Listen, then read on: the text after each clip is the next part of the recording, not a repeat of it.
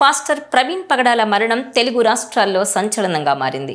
క్రైస్తవ మత ప్రచారకుడిగా, బోధకుడిగా ఆయన 2 తెలుగు రాష్ట్రాల్లోనే కాదు, దేశవ్యాప్తంగా కూడా సుపరిచితుడే. అలాంటి వ్యక్తి సడన్గా చనిపోయారనే వార్త అందరినీ షాకుకు గురిచేసింది. అదే సమయంలో ఆయనది అనుమానాస్పద మృతిగా తేలడం సంచలనం సృష్టిస్తోంది. ప్రవీణ్ పగడాల రాజమండ్రికి వెళ్లి అక్కడ ఓ కార్యక్రమంలో పాల్గొని తిరిగి వెళ్లేటప్పుడు బుల్లెట్పై వెళ్తూ రోడ్డు పక్కన చనిపోయి పడి ఉన్నారు. స్థానికులు కొందరు అటువైపుగా వెళ్తూ ఆయన డెడ్ బాడీని చూసి పోలీసులకు ఫిర్యాదు చేశారు. ఆయన మృతదేహాన్ని చూసిన వారిచ్చిన సమాచారం ప్రకారం ఆయన్ను ఎవరో చంపి పడేసుంటారనే అనుమానాలున్నాయి. ఆయన బాడీపై గాయాలున్నాయని, అలాగే రాడ్డుతో కొట్టినట్టుందని కూడా స్థానికులు అంటున్నారు.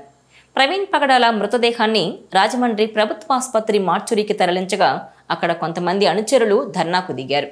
అనుమానాస్పద మృతిగా కేసు నమోదు చేయాలని డిమాండ్ చేశారు.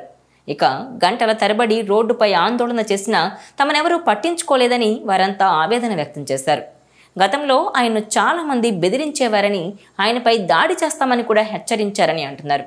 ఇటీవల ప్రవీణ్ పగడాల కూడా తనపై దాడి జరిగే అవకాశం ఉందని అనుమానించారని, దానిపై ఆయనే ఒక వీడియో కూడా పోస్ట్ చేశారని చెప్తున్నారు. తనకు ప్రాణభయం ఉందని ప్రవీణ్ పగడాల చెప్పినా కూడా పోలీసులు ఆయనకు రక్షణ కల్పించలేకపోయారని ఆరోపిస్తున్నారు. ప్రవీణ్ పగడాల క్రైస్తవ మత బోధకుడిగా 2 తెలుగు రాష్ట్రాల్లో అనుచరుల్ని సంపాదించుకున్నారు. కడప జిల్లాతో ఆయనకు చాలా అనుబంధం కూడా ఉంది. ప్రస్తుతం ఆయన హైదరాబాద్లో ఉంటున్నారు. 2 తెలుగు రాష్ట్రాల్లో అప్పుడప్పుడు వివిధ ప్రాంతాలకు వచ్చి వెళ్తుంటారు. ఈ క్రమంలో రాజమండ్రిలో ఓ కార్యక్రమానికి వచ్చిన ఆయన అనుమానాస్పద స్థితిలో మృతి చెందడం ఇప్పుడు కలకలం సృష్టిస్తోంది. అయితే మరణానికి ముందు ప్రవీణ్ పగడాల వీడియోలు చివరిసారిగా కొవ్వూరు టోల్గేట్ దగ్గరున్న సీసీ కెమెరాలో రికార్డ్ అయ్యాయి.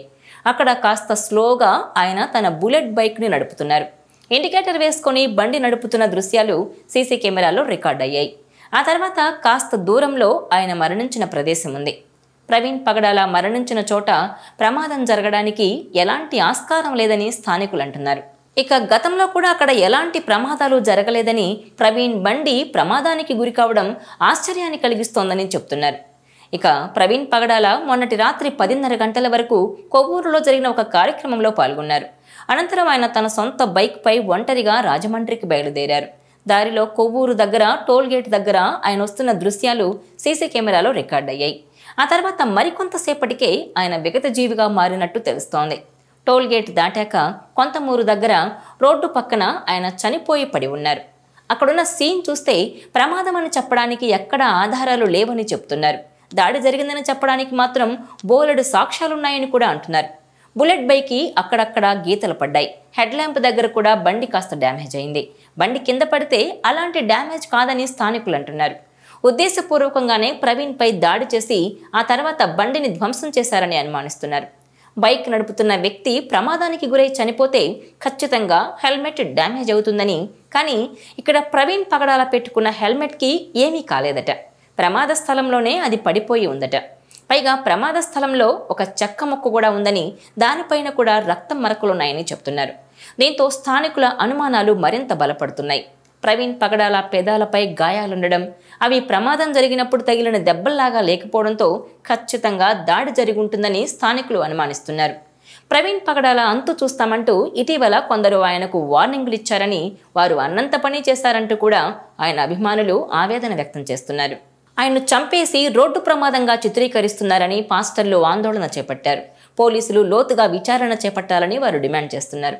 అయితే ప్రవీణ్ మరణంపై కేసు నమోదు చేసుకున్న పోలీసులు అన్ని కోణాల్లో దర్యాప్తు చేస్తున్నారు. పాస్టర్ ప్రవీణ్కున్న వివాదాలు, ఆర్థిక లావాదేవీలపై ఆరా తీస్తున్నారు. అసలు ఆయన రాజమండ్రి ఎందుకు వచ్చారు, అసలేం జరిగింది, ఇది ప్రమాదమా లేదంటే చంపేశారా అన్న కోణంలో విచారిస్తున్నారు. ఈ వీడియో మీకు నచ్చినట్లయితే please share, like and subscribe R24 Telugu.